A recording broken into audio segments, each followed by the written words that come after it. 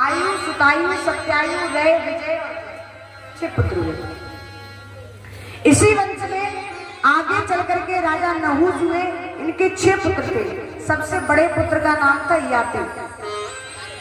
इसी वंश में आगे चल करके रंतदेव हुए, जिनके शासन में अकाल पड़ गया था। भगवान ने चांडाल बनकर जिनकी परीक्षा ली थी। तो याति महाराज के आगे चल करके याति महाराज के एक पुत्र हुए यदु। यदु के देवमीड़ हुए। यदु के देवमीड़ हुए और देवमीड़ की 2 पत्नियां थी। एक पत्नी के अर्जन पर्जन हुए और एक के सूरसेन हुए। अर्जन पर्जन के नवनंद हुए और सूरसेन के वासुदेव हुए। वासुदेव के भगवान कन्हैया हुए। मथुरा में जन्म लिया, गोकुल में पलना झूला, वृंदावन में अनेकों प्रकार से लीलाएं की और महाराज कंस का वध भी किया प्रभु ने। और जरासंध की भय की वजह से भगवान जो है द्वारिका मथुरा को छोड़कर कहाँ चले गए? द्वारिका। और द्वारिका में भगवान के पुत्रों ने संत का अपराध कर दिया। सब जो है एक एक करके पधार गए। अंत में भगवान ने एक बैलिया को निमित्त बनाकर अपने नाम को और ऐसे बढ़ गए। बोले हो गई कथा? अरे सुनाई नहीं। मथुरा में जन्म लिया, गोकुल में पलना झूला, वृंदावन में लीलाएं की हैं और महाराज कंस का वध किया। जरासंध की भय की वजह से भगवान जो है द्वारिका चले गए। वहां विवाह किए, ये किया वो की बात खत्म। हाँ बोले इतनी जल्दी कथा हो गई? का प्रभु आपने मुझे सूर्यवंश की कथा संक्षिप्त कही मैंने आपसे, लेकिन मैं कृष्ण कथा संक्षिप्त सुनूंगा, क्योंकि जिनकी वजह से मेरे जो बाबा थे पांडव, वो इतना विशाल युद्ध सागर की तरह गाय की खुर के समान पार कर गए, जीत गए। जिन्होंने पग पग पर मेरे पूर्वजों की, मेरे बाबाओं की रक्षा की, ऐसे में परम पिता परमेश्वर की कन्हैया की कथा संक्षिप्त सुनना। और तो और जिन्होंने मेरी माँ के गर्भ में जाकर के मेरे प्राणों की रक्षा की, मैं उनकी कथा संक्षिप्त। स्वामी सुखदेव जी महाराज बोले आज 4था दिन के लमसम हो गया, आज 6वां दिन। हम ये देखना चाह रहे हैं कि आपको भूख प्यास कुछ नहीं लगी? ऐसे कथा नहीं हुई थी 4 घंटे हो गए पूरे दिन मटर पनीर मार दो, समझ रहे हो? ऐसे नहीं हुई थी, नॉन स्टॉप चली थी 7 दिन। और फिर कहना कि हमारा तो उद्धार ही नहीं हो गए। अब देखिए ना तो वैसे कथावाचक कथा कहने वाले, ना श्रोता सुनने वाले। नॉन स्टॉप चली थी, ना तो कथावाचक होते थे और ना श्रोता होते। बोले वृंदावन बिहारी लाल ने कहा प्रभु मुझे विस्तार से कथा।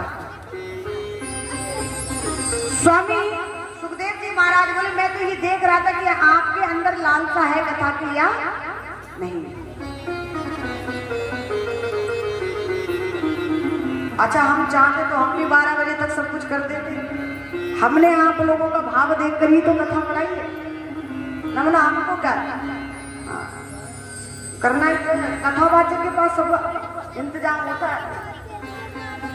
तो बोले कि मुझे संक्षिप्त नहीं सुननी प्रभु, मुझे विस्तार से। कहने लगे राजन सुनो, मथुरा के एक राजा थे जिनका नाम था उग्रसेन। उनकी एक पत्नी थी पवन अस्त्रा। उनकी कोई संतान नहीं थी। पुत्र कामिष्ठ यज्ञ कराया और प्रसाद में जो है भगवान ने का प्रसाद पाया तो पवन अस्त्रा मैया गर्भवती हुई। और एक दिन जंगल में विहार के लिए गई तो दुर्मिलिक नाम के राक्षस की छवि पड़ गई।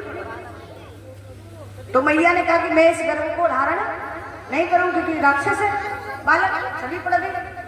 तो उस राक्षस ने कहा कि माँ आप इस बच्चे को यदि गर्भ को धारण करके रखोगी तो मैं ये मानता हूँ कि ये राक्षस होगा लेकिन विद्वान और बलवान। और इतना ही नहीं, इसके उद्धार के लिए साक्षात नारायण प्रभु इस धराधाम पर अवतार लेकर के, इसलिए पवन अस्त्रा मैया ने वो गर्भ जो था नष्ट नहीं किया और समय अनुसार उस बच्चे ने जन्म लिया। संतों ने उसका नाम कंस रखा। क्या रखा? कंस। अब जब ब्राह्मणों ने नामकरण संस्कार किया तो उग्रसेन को बता दिया कि यदि इस बच्चे का लालन पालन करोगे तो एक समय वो आएगा कि पूरे परिवार का विनाश। अब ऐसा यदि पता लग जाए कि पूरे खानदान को ले जाएगा, ये डूब जाएगा लेकर, तो उस बच्चे को खत्म करने में फायदा। तो उग्रसेन ने एक लकड़ी की पेटी सी बनवाई और बनवा करके यमुना में उसमें बंद करके यमुना में प्रवाह कर दिया जल में। उधर एक क्या हुआ, वासुदेव जी के पिता थे सूरसेन महाराज। वो यमुना के बराबर नदी के किनारे पूजा भजन संध्या कर रहे थे। वो जो लकड़ी की पेटी थी ना, वो बराबर से आकर लगी। अब उनकी जब माला पूरी हुई तो देखा तो पेटी सामने थी। जैसे उन्होंने खोला तो सुंदर बालक, उस बालक को घर ले गए और जो है महाराज लालन पालन और करने लगे सूरसेन। अब वासुदेव जी के साथ ही साथ लालन पालन हुआ राजा कंस का। अब लीला आगे बढ़ानी थी तो देवर्षि नारद पहुंच गए और बस आग तो लगानी थी ना, आग लगा दी। कहा कहिए कैसी मौज में कट रही है ना जिंदगी। हाँ बोले बिल्कुल। आपको ये भी पता है कि आपके पिताश्री कौन है? बोले मेरे पिता तो सूरसेन महाराज, उन्होंने लालन पालन किया। ए बहनों क्या बात है? हाँ निवेदन है, बस 20 मिनट और रुक जाओ, उसके बाद में खूब बोलना। हम खींच रहे हैं इसके लिए जल्दी जल्दी करना। बोली बाके बिहारी लाल की जय, बोली राधा रानी सरकार की जय हो। तो कह दिया कि तुम ये गलत फहमी में हो। आपके जो पिता है ना यहाँ के, वो राजा है उग्रसेन, और पूरा वृतांत बता दिया कि आपके साथ ऐसा ऐसा। अब तो क्रोध में आए।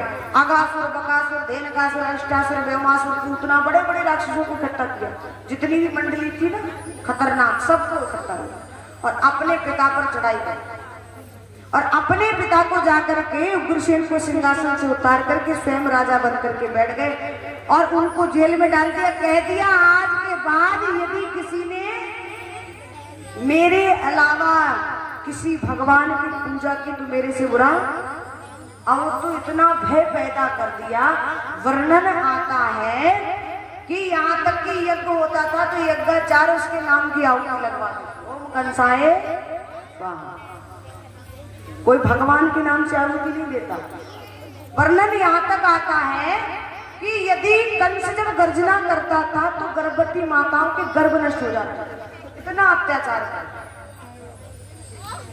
बोली बाके बिहारी लाल। लेकिन कोई कितना भी खतरनाक व्यक्ति सही, उसकी जीवन की कोई ना कोई कमजोरी जरूर होती है, अर्थात किसी ना किसी से जरूर डरता है? अगर घर में नहीं डरता तो बाहर होगा कोई ना कोई ऐसा, और बाहर नहीं तो घर में ऐसा कोई ना कोई होगा जिसके सामने वो थोड़ा सा झिपता है, बोलता नहीं। तो कंस जो था वो अपनी बहन से बड़ा प्रेम करता था। उसकी बहन थी चचेरी, देवकी कन्या देवकी। बड़ा प्रेम, अनन्य प्रेम करता था। उसकी हर एक बात मानता था।